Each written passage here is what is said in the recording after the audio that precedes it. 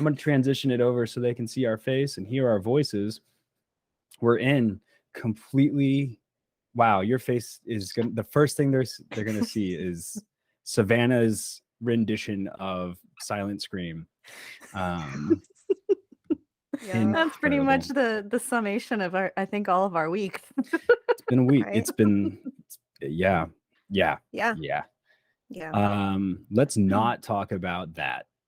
So, actually, well, Savannah, I mean, your week was bad, but for a great reason. You're gonna Bad, suffer, but for a but you're good gonna be reason. happy about it. Yeah. Yeah, it was actually pretty good. I don't know. It was, I mean, the content was awful, but the experience, fantastic. Well, yeah. For those of you who are not in the know, Savannah has a book. It's getting ready to be like mass published. And as part of that, they're doing she recorded the audiobook this last week. And they hired her to play her in her book. And it has been interesting to watch everything on unfold on Instagram stories. It has been insane for sure. And I learned all sorts of stuff about audio that is cool. So That was cool. And I liked your it's list not of like- words. oh my God. And I couldn't even spell one of them right. I maybe noticed. It's okay though. I wouldn't say I noticed. I made a Hey. list of words that I couldn't pronounce that I had used in my own book. And that actually wasn't an all-inclusive list either. So well, no, because it took me a while to figure out how to pronounce monolith, because for the longest time I thought it was monolith, and that's It's a not very how you pronounce French it. word. It's very fancy. Oh, I couldn't get to mute in time. Well, that's a sneeze. So anyway, that's the list that John and Robin are talking about, is my list of words I can't pronounce, and I had to have the audio engineer pipe in how to pronounce it into my headphones so I could repeat it multiple times before trying to record my dumb self trying to say it. It is not dumb to be No. inexperienced or Yeah. unaware of something. I read a lot. I don't In know your how to say head, it. and your Yeah, brain is a exactly. dirty, dirty liar that's very confident about how to pronounce words. Irrevocable. That's not how you pronounce it. Although that Wait. one's not uncommon. I hear that a lot. Yeah, I say that all the time. You're like, the other pronunciation is irrevocable. Yes. Yeah. That's how you Yeah. should pronounce it. Well, I clearly those I people are hear not it a from the lot. Ozarks, so Yeah. Around here, that's that's not pretty. uncommon. That's a regionalism, I think. I Well- would give you I give you a pass on that one. So the sound engineer, the first one, it was kind of amusing because he kept making me go back, and he was like, I don't hear these words that you think you're saying. And I'm like, I hear them. And so it was just, and I was like, I just sound like a hick. I'm sorry. This is how I talk. This is my recording of my book. It's gonna sound like me, damn Right? it. Monolith. So they should have kept it. They should have kept it. Anyway, Corporal Cannon. That's the name of the book. For people who have been like yelling at me to give you the title, that's the name. When is it published? Do you know? Do you have an official date yet? Not an official date. It's still the end of October. And like, if you pre-order on Amazon or Barnes and Noble or all the rest of those places, which you can do, it says November 7th, but my publisher says that Amazon automatically pushes it out 2 weeks, just in case the publisher messes something up. So I don't know. It'll probably be October End of 21st. October. Yeah, something like that. Yeah. Cool. Yeah. We'll see. Great book. I've been privileged enough to read it a couple of times, actually. And it is, yeah, there's a reason it was a rough week recording that for Savannah. But you know, It's fine. lived experience and good to know. So familiarize yourself. Okay, that's our shameless plug. Duties done unofficially. Thank you. You're welcome. We definitely planned this. What are we supposed to be talking about today? And I'm only asking that for the audience, and definitely not myself, Definitely not for yourself. who's aware of these things, because I'm part of this team. So we're supposed to be talking about, was it something that we learned this week that we thought was weird, right? Yeah, like starting with like the weirdest thing that we learned this week, and then just general discussion of the news. There's been a lot that happened in the last little bit in the news that is worthy of some discussion, but isn't necessary to make an entire episode on, and we couldn't, I mean, we couldn't even stay timely with those discussions if we wanted to. So that's kind of what I was thinking, weird stuff that we learned, and then just news.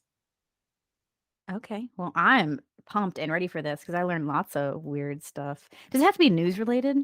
No. Just weird. Tell us your cool new weird fact. Well, it actually, this one is news related. So, kind of cool. The USDA started dropping like fish flavored packets that look like ravioli into the wild. So they're airdropping all these little like fish flavored things that hold rabies vaccinations in them. Vaccinations. Oh God, words. It's been a rough time. Either one of them, probably.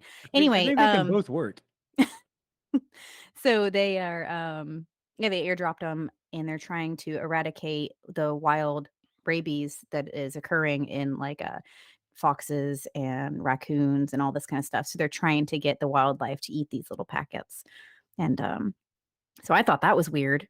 Airdropping weird. little So cool. ravioli vaccines, which is, it's also cool though.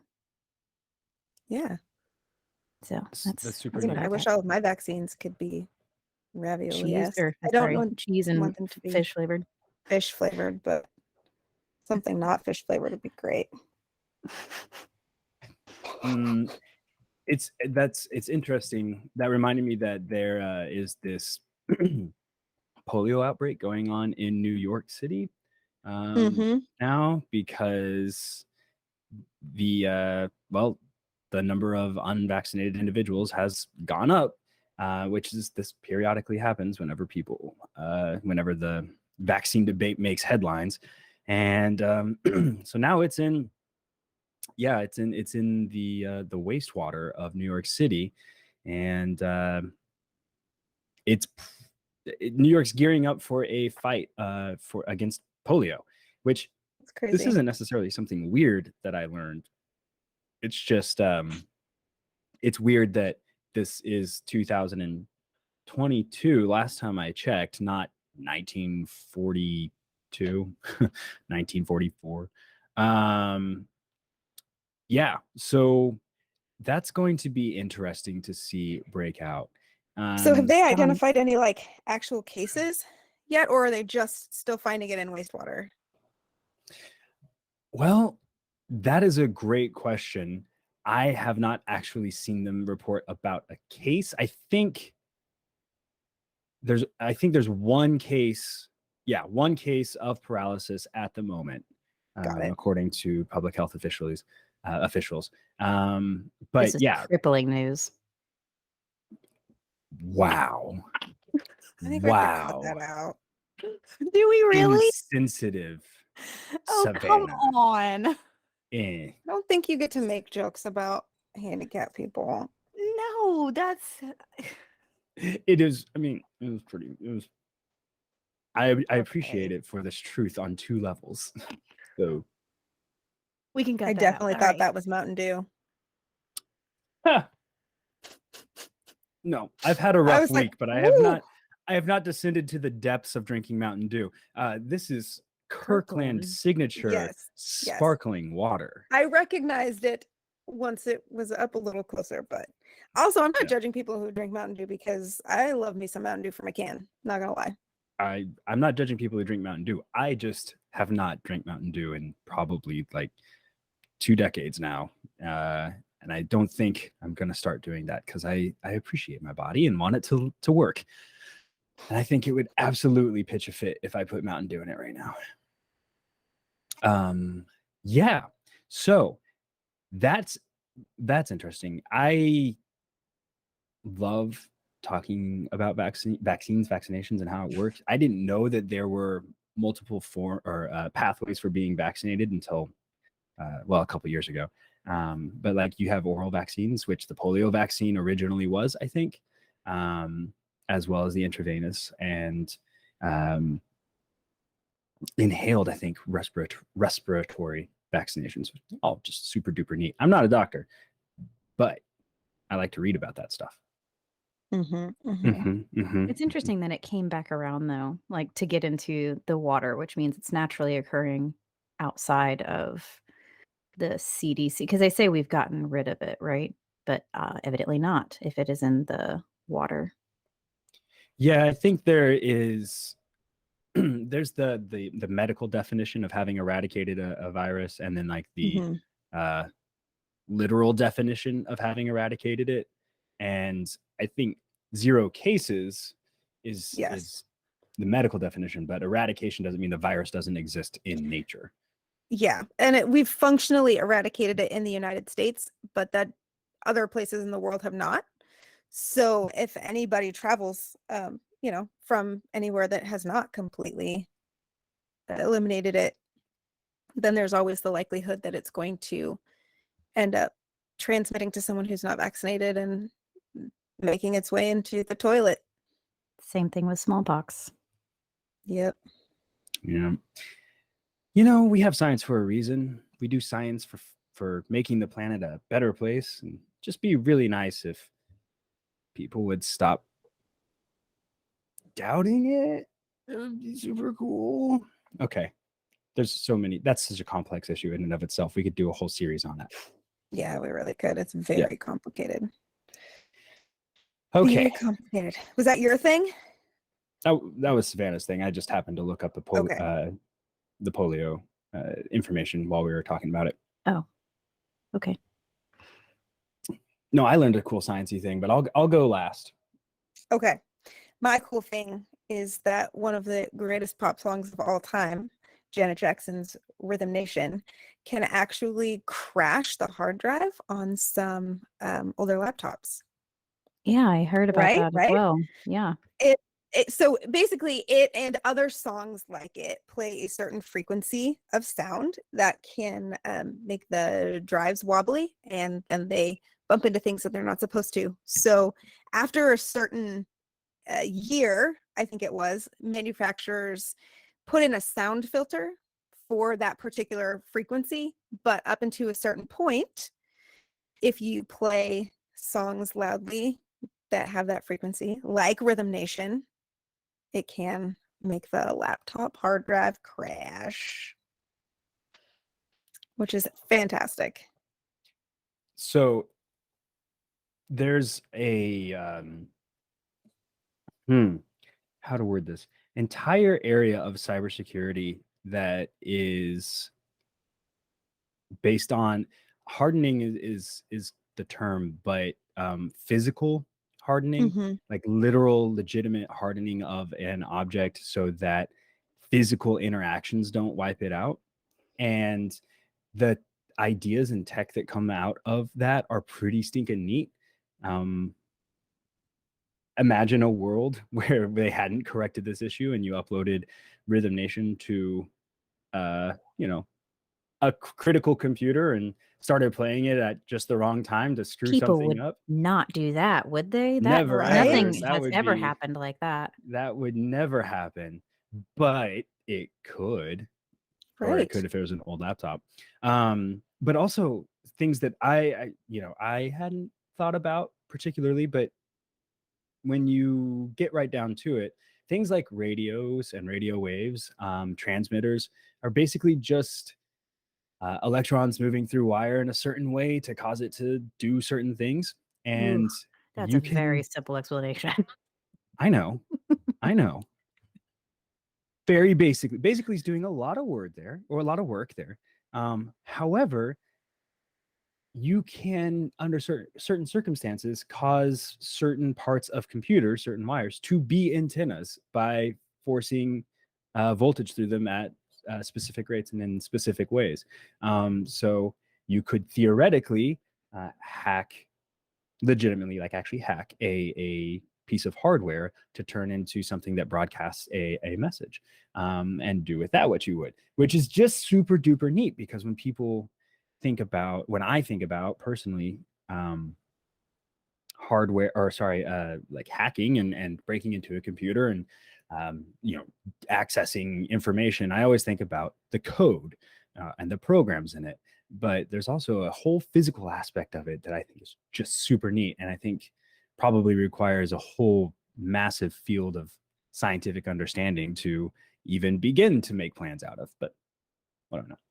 Oh, It's super neat. almost like I took an entire class on that for my graduate degree. So cool. Tell us They, about it then. No, you were Yeah. clearly taking the reins on that conversation. No, I mean, just super happy. I mean, No, both of you so have really big brains. Okay, they're huge. CISSP has a whole entire aspect of the security that cybersecurity professionals are supposed to know about. So, yeah, and John put it pretty succinctly. Aw, I have been complimented by Savannah. I can die happy now because those Are are you few and done? far in between. It's nice. It's nice. Thank you. So the nerdy thing or the weird thing that I learned this week, also science. They're all going to be scientific. That's fine. Science. We managed to create embryos in the lab without sperm or Yes. eggs. I saw that. So that's pretty dope. We by we I mean the scientists who did this, who are much more intelligent than I am. They have been culturing a mouse embryo model made entirely out of stem cells, and they didn't use any sperm or egg or a uterus to grow it, and that is really, really cool. This one was 95% similar to real mouse embryos and functional, which means there's a possibility that if they allowed it to gestate to term, it might actually have a life, maybe, or just useful organs, which has a lot of interesting implications. God, for the imagine if world. they do that with people, and then all of a sudden we have this person. Where do our souls come from? There's a lot of questions that go into this. I know. I think it's great. Where do our souls come from? Does it matter how life, like, I don't know. I would want this person originates? to grow up and then just poke their brain for days. Are souls even real? Not mine. I have red in my hair. Charred and blackened. Yeah. I've already seen debates about that particular subject. And so I'm going to call a shot now.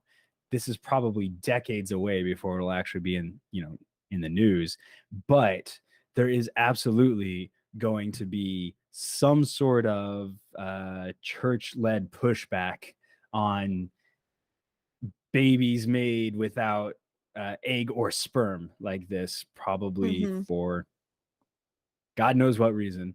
And that's based off of the fact that even in vitro stuff is, in my experience, controversial amongst certain parts of the religious population. So in 50 years, I look forward to seeing these questions get argued about.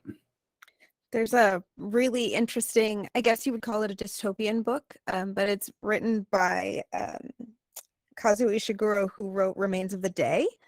And it is all about, it's called Never Let Me Go. And it is all about these young people who are raised to be organ donors. They're essentially clones, or not necessarily even clones, but they are raised to be replacements for other people's organs. And it's a very unsettling book, and I didn't like it when I finished it, but the more I thought about it, the more I liked it. But it kind of explores that idea that how do we treat these people who were not conceived, who do not have that kind of natural come to being story, and what are the rules around how they're raised and how they're treated, and what they're allowed to do with their lives. And it's a really, really interesting book if anybody's into that kind of somber,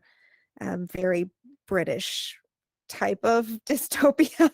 I guess it's a very specific genre, but it very much feels like Remains of the Day with a very heavy sci-fi undertone. So My sister's keeper is the fiction non-sci-fi version of that as well. For it was it Jodie Oh, Jodie Picoult. Picoult? Yes, I don't know how to yeah. pronounce She that. it's about a 13-year-old who sues her parents because they were trying to give her body parts to her dying sister. Interesting. Yeah, it's fiction, but Yeah. it's an interesting think piece like that. But she has a soul because she was conceived with an egg and a sperm. Joking. Yeah. Yeah, no. I mean, it raises a whole lot of questions because these kids know from, Yeah, from the that's time they're interesting. old enough to understand that what their purpose in life is. So there's no bait and switch like The Island, right? With Ewan McGregor. Love that movie. But there's no bait and switch there. It's 100% what it is. And what does that look like as a person when you know that that is the outcome of your life? You're going to get to a certain age and then get called up for your donations, and over the course of a few years you're just going to donate all your good organs, the ones that keep you alive. Like, it's very interesting read. But Yeah. It kind of reminds me of the that masterpiece study God, in clone ethics and warfare, Star Wars. Yes, Oh Star my Wars, God. Could you where just Mother turn off your trucker. mic? they no, but it did actually raise the question, if and when we do get to a place where we can grow a fully formed human, because like this embryo probably wouldn't actually develop into a living being, but it might have developed functional organs, and that has to do with the extra stuff that goes into how an embryo grows, and that's signals that are given to it by like the body that it is in growing in, which these clearly don't have. And so but it does make me wonder how long before somebody does actually start trying to grow a clone army. Is that something that is going to be considered? Because You have to feed them so much. Like, if we're gonna do things that we don't huge expenditure. Yeah. No, Come on, I'm why are we agreeing getting with more people? Let's do less people, more drones that just need fuel that we just have to get oil for. I mean, more and we just robots. continue with the wars. Yeah. I think if I think that's actually the reason that it won't happen, is when it comes down to bottom line, it's expensive to make a human being Yeah. and Keep them alive. My keep them God. alive and train We them have for to 18 years or whatever. eat so much. Yeah. Just a curious thought Yeah. experiment, though. I love clone technology, clone information. Did you guys see that? I'm going to shift gears here entirely. That Trump, in one of his filings about the FBI raid on Mar-a-Lago, was listed as acting as his own lawyer. Oh God. No, I did not see that. That should be fun. Is that because all of the other lawyers he's had have gotten so close to being disbarred that nobody wants to be his friend anymore?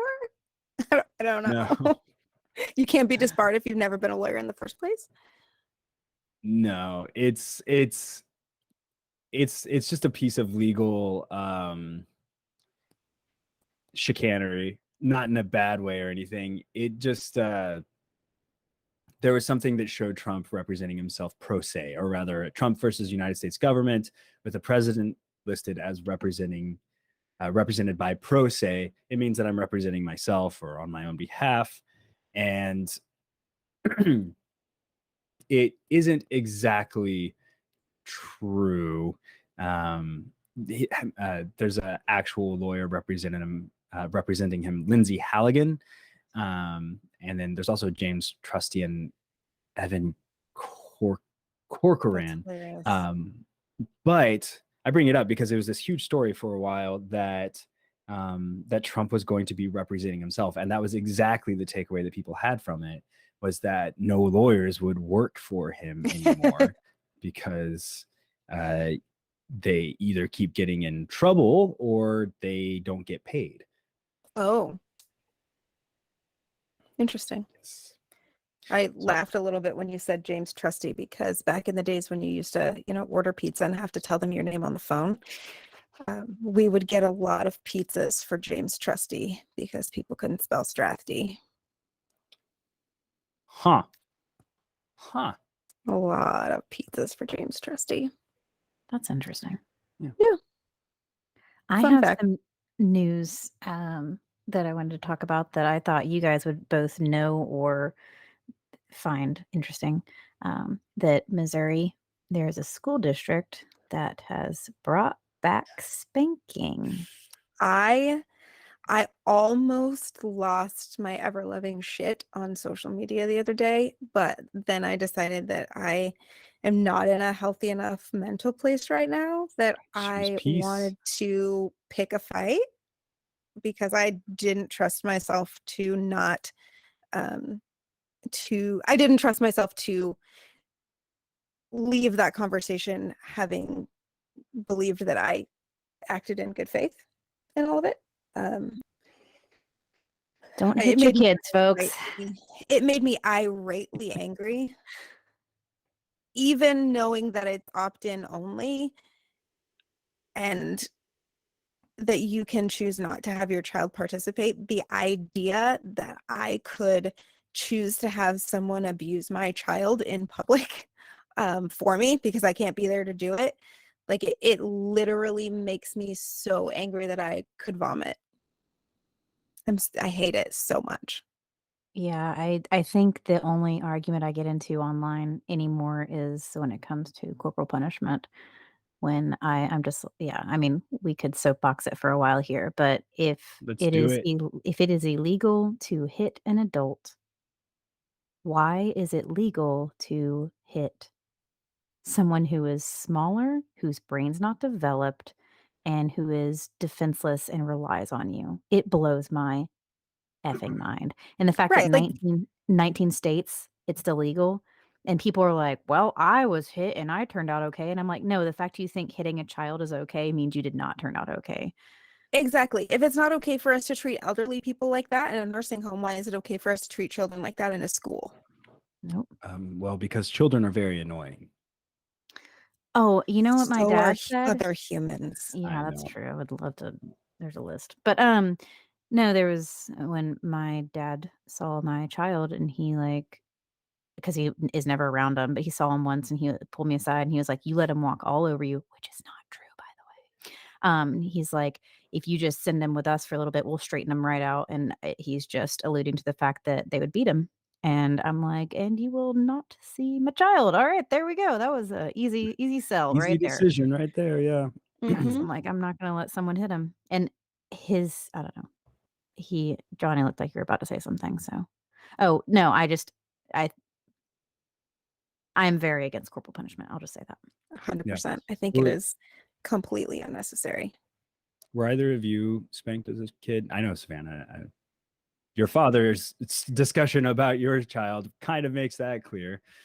I think I got spanked one time, and I think it's because I told my mom to shut the fuck up before I knew what it meant. I had no idea what it meant, right? Mhm. How But old are you? Hey, I was ignorance probably of the 6 law or is no 7. defense. 6 or 7, Yeah, you said? exactly. No, I was probably 6 or 7. Wow. Yeah, so I was spanked a lot growing up. Mhm. Um, and I can I look back on it with some humor now. And my mom never like enjoyed doing it, I don't think. But it was the go-to sort of punishment in our house when we deserved it. And I always recall thinking like I already knew that I messed up. I didn't need to be spanked about it too. Right. Just Um, fear. yeah, I would be legitimately scared. Um, and I remember the last time I got spanked. it's a funny story when I tell it for, in mixed company, but basically I got spanked because I was defending my little brother because he got spanked about something.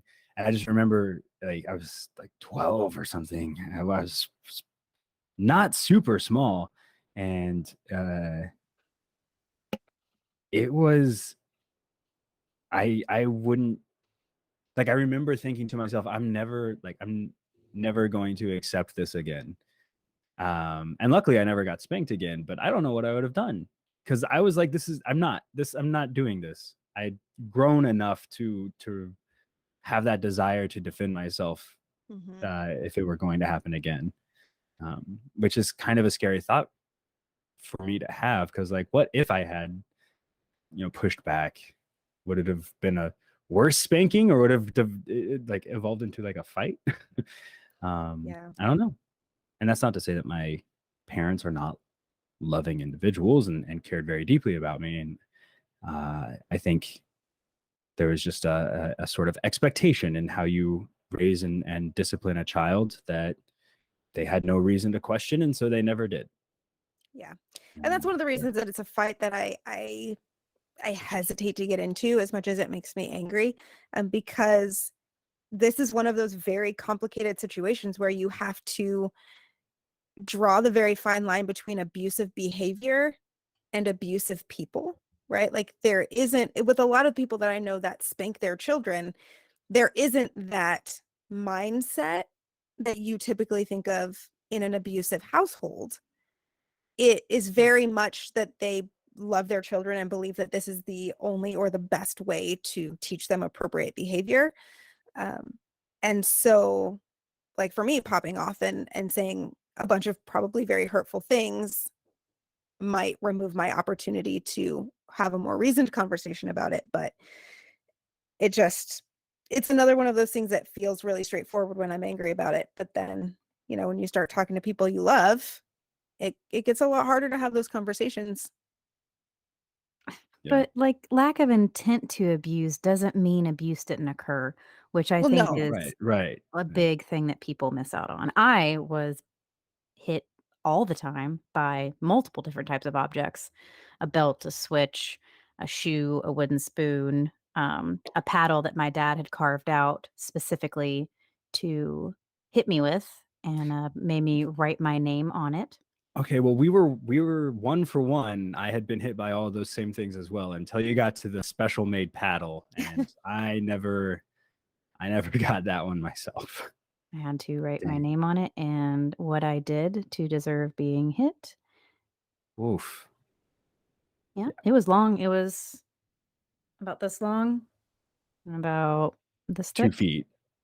Yeah, and about an inch and a half thick, probably. That's not a paddle. That's lumber. Yeah. That's like building material. There are a Well, few things I'm willing to go to jail for, and probably hitting somebody with something like that for hitting a child with something like that is one of them. if it Yeah. helps, Child Protective Services did get called. They didn't take me And away because I was maybe told if I didn't lie and say that I was fine, that I would go to a worse place. So, maybe just hold it in the same hand as a tire iron. Just but there did, like John, there did come a point when I pushed back, and like I remember my dad saying, I'm not gonna do it anymore. And he just completely, the discipline stopped entirely. There was no middle ground. It was nothing or, you know. Except Yep. So anyway, I am very against corporal punishment, and I am clearly, and I will not hit my child. I mean, that doesn't mean that I don't sometimes want to strangle them, because kids can be little shits, but that's when you got to leave the room and beg that someone else go tag in.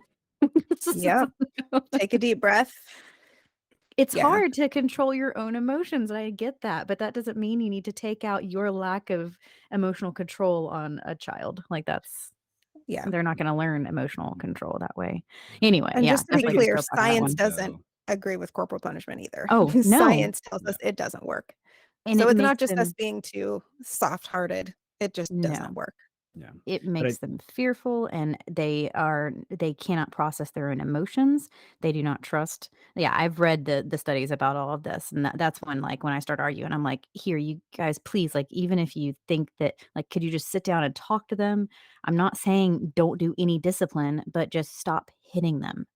Like, yeah. it's interesting because whenever I hear the would you just sit down and why don't you just sit down and talk to them argument, the "Oh, they're not gonna defense, understand." that's what I get every time. And they're Yep.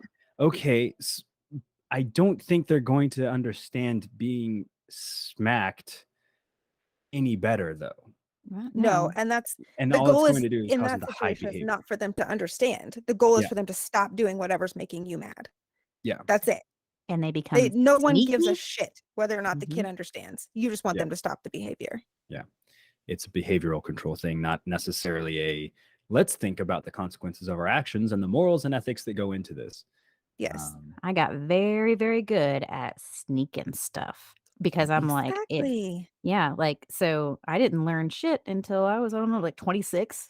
Like, it took me a long time to learn, like, how to emotionally work through things because I was just used to just hiding stuff in order to not get hit. Yeah. Yeah. So, Yeah. And that's, I mean, natural consequences.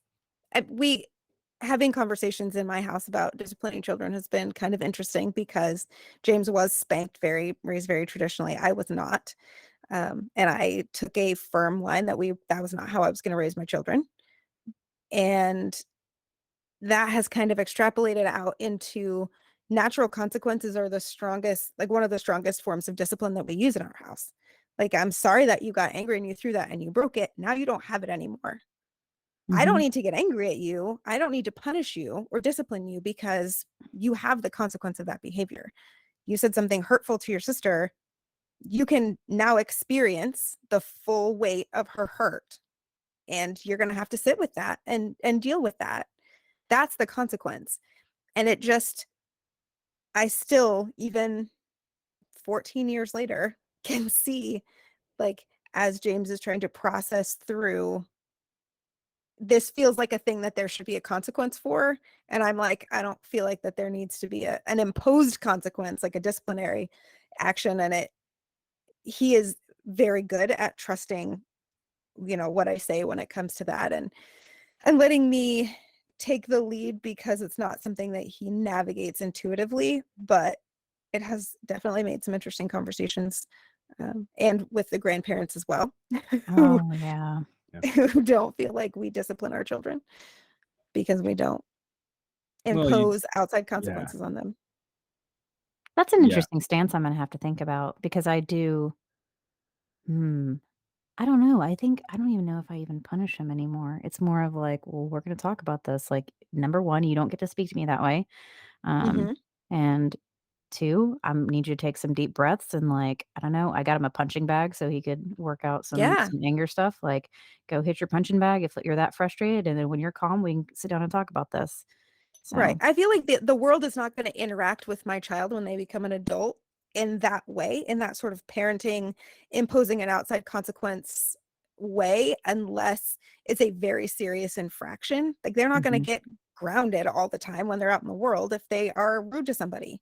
The consequence is going to be that person doesn't want to be around them, Mhm. or they get treated rudely in return. And those are the kinds of scenarios that they need to learn how to navigate. Yes, they will go to jail if they break a very serious law, but those are not spanking doesn't teach them not to do that. yeah. Spanking teaches them to be compliant because someone else doesn't like what they're doing.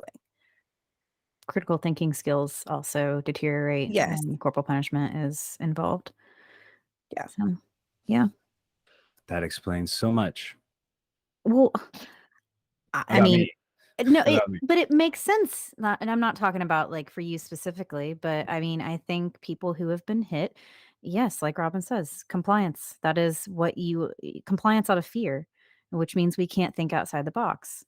Well, Um, yeah, and you don't because you don't expect often or as often experience the long-term natural consequences of your behavior if there's a interposition, I don't even know if that's a word, of this artificial consequence, that happens, then you don't build that sort of cause and effect projection library in your head. So to be able to build that, so okay, I'm going to do this, that's going to impact this person, and this is going to be the likely result. Because I know for me, I would often get interrupted in the midst of doing something bad, and then I would get spanked, and then the bad thing that I was going to do would never happen. So I never would see like why, like directly, I was being punished. I would just be told that I was being bad, and you know, they would explain it obviously, but it's different having it explained to you versus, you know, actually experiencing it. And so I think part of that is why it took my own I think that's part of the reason, excuse me, that my own like empathy took so long to develop. I didn't really begin developing empathy until I was kind of in my late 20s, at least as a tool that I use every day instead of just a thing that happens to me. But now it's like probably my biggest like professional tool, something that I use every day at work is empathy, to understand what's going on, which sounds weird for my line of work, but it's very important for like workplace relationships and just getting shit done. And it has served me very well, but I wish I had learned it sooner. Right. We don't have to struggle all the way to figuring out in our late 20s when we could have been doing that like when we're younger. And that's a testament to it, anecdotally, my experience with my son, how empathetic he is and how critically he thinks. I think that if I hit him, it would not be that at all. And so he is, yeah, I don't know. Yeah. I know for a fact that, you know, I hid stuff from my parents not because I feared the consequence of the action itself, but because I feared their action in response to what I had done. So it's interesting. There have been a few people I know that had parents that were like, you know, if you are in an unsafe environment and need me to come get you, you will not be in trouble. I will come get you. Whereas I'm like, I'm going to die in a field because I'm not going to go call my parents because I'll get beat. Like that's. No, that's 100% our line. And I don't care how many kids I have to cram in my car. I don't care if I have to be the one who talks to somebody else's parent about what you guys were doing, in case there is that sort of consequence there for them. Like, I want you to understand that if you're in a dangerous situation, an unhealthy situation, if you're scared, if you made a stupid decision, part of learning is learning how to ask for help. And so no questions asked, no matter what time of day. If I can get to you, I will get to you, all of you. And that's how I want to go forward in my parenting with my kid. 'Cause I'm gonna be like, look, kid, I made a lot of dumb decisions, and we need to be able to rely on our families to help us through bad decisions because no one's going to be perfect. We're going to mess up. So yeah, I didn't make bad decisions, and I feel like one of the reasons that I didn't make a whole lot of bad decisions is because I was not really raised with that punishment perspective. I had no reason to be afraid of that, and I had nothing to rebel against. So part of me hopes that like the way that I'm raising my children will keep them from making some of the dumber decisions. Yes, they're going to make stupid choices, but hopefully the degree to which they do that is not inverse to the amount of control that I have like over their lives. I don't have to do something really bad because I'm really controlling.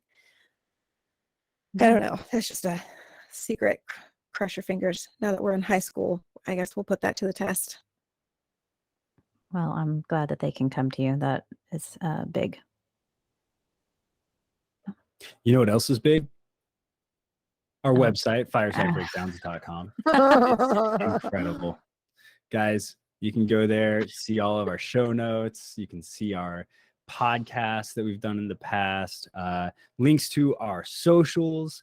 You can also find a link to our Patreon there, which if you sign up, if you're a patron, you will get episodes usually a week early. Sometimes they're only a night early because life is life and I don't get the chance to edit stuff sometimes. And you'll also get a bonus content for every episode, anywhere from just a couple of minutes of Savannah embarrassing herself that I clip out explicitly to put up for our patrons, to a whole Fantastic. 15, she didn't know that, a whole 15 minutes of other additional research or something that we saw in the course of our of writing this that didn't just quite make it into the episode itself. So do us a favor, go over and check it out. Maybe leave us a review on your favorite podcasting platform as well while you're at it. But I think that'll be it for us this time. It's been a week. Yeah, it has been. It's been a We still need week. good news. We still need good news. I have some good news if you would like me to. Oh, take you good can. news. You are ready. You came Okay. prepared. Damn, I I did. saw I her actually read it this preparing. morning, and I was like, "Oh, I'm going to use that for good news." Oh, well, incredible. Bring us the know. good news. Yeah. Pre-prepared. Okay, Santa Clara County in California will very soon launch a pilot program that gives high school seniors who are unhoused or housing insecure basically a guaranteed monthly income, a base minimum income of about $1,000 a month that will hopefully help keep them in school because they can find a place to stay, that will help provide for their basic needs and ease that transition into either higher education or into being stable enough to find work after they graduate. It's fantastic. Yes. Go California. We are very forward thinking. There's some stuff that we need to fix, but we do everybody good does. things. That's Yeah. awesome. Yeah, I love that. And I They're, love that it's going to high school seniors because, so often kids who are in that unstable of a situation, it doesn't get recognized until they're officially out on their own or they're out Yeah. of the school system. So, yeah. I mean, housing insecurity is one of, like, if I'm recalling correctly, is one of the most strongly correlated factors tied to criminal behavior. Yeah. So like if you're likely or on the cusp of being homeless, for lack of a better term, then you are more likely to commit crime of various styles and degrees, just because you're more desperate. That's really what it boils down to. There's a lot to be said about having basic needs met. Mm-hmm. Yeah. You sound a lot like a communist right now, Savannah. God. What do communists say? Something with comrades? I don't know. I was gonna say something communist. Good job. Good job, Savannah. We have a reputation to uphold around here. Jesus. We should go over the Communist Manifesto sometime because I find it a fascinating read and I've written about it. So yeah, we should do that. Yeah, we should do that. I would, in fact. Is that going to be your fireside reads, John, since you haven't picked out one? I thought I had picked out one. Did you? I thought I picked out You the might have letters picked one. You just from, maybe forgot to tell us. Oh, I wanted to do the letters from Confederate soldiers during the Civil War. Oh, That solid. highlights like expressly why they were fighting and why they thought they were fighting. I thought that was we came across it in one of our researches and one of our episodes last season. So yeah, I thought that was incredibly interesting that we should do that. So Yeah, absolutely. Prepare for a lot of old timey flowery Confederate language. Actually, I don't think it's gonna be like that. But. I was just saying, are we gonna read one of them? Are you gonna do one of? Listen, if there's one that's worth reproducing, in the spoken word to bring to life, I will commit to that. Yes, absolutely. Fantastic. That'll be our bonus content. Is John reading? I still need to post a picture of me doing research in a trench coat. That one did slip through the cracks, but I did not forget about it. It's just gonna be late. Shocker. Okay. I think that's everything, guys. That's everything. That's everything. You want to take us out, Savannah? I like letting you do it when you're here. All right. Well, thank y'all for listening. Check out all of our socials. And until we see you next week, take care of yourselves. And each other. I guess so. Communist. That's right, comrade. Oh my goodness.